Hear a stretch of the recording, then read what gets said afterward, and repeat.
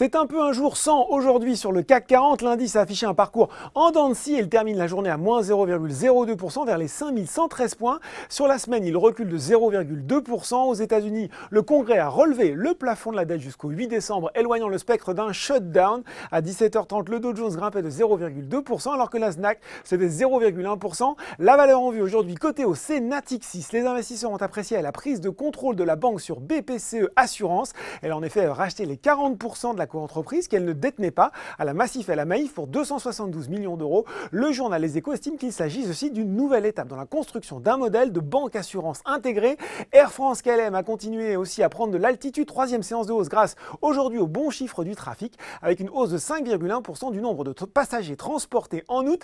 À noter aussi sur le SRD la belle hausse d'ALD plus 3,6%. La filiale de Société Générale spécialisée dans la location de véhicules profite de son entrée prochaine au SBF 120.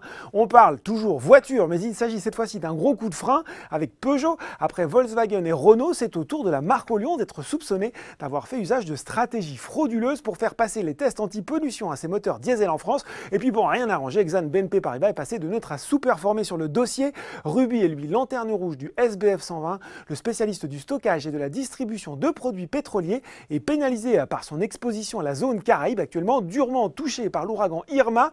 Hermès enfin a perdu un peu de sa superbe, un temps pressenti pour entrer dans l'indice CAC 40. Le groupe de luxe passera finalement son tour et c'est ST Micro qui fera son grand retour à la place de Nokia. C'est le 18 septembre prochain. Et puis Nokia perd également plus de 3,5%. Autre revers pour Hermès, JP Morgan a réaffirmé son conseil à sous-pondérer avec un objectif de cours à 325 euros. Voilà, c'est tout pour ce soir. Mais n'oubliez pas, le reste de l'actu éco et finance est sur Boursorama. Bon week-end.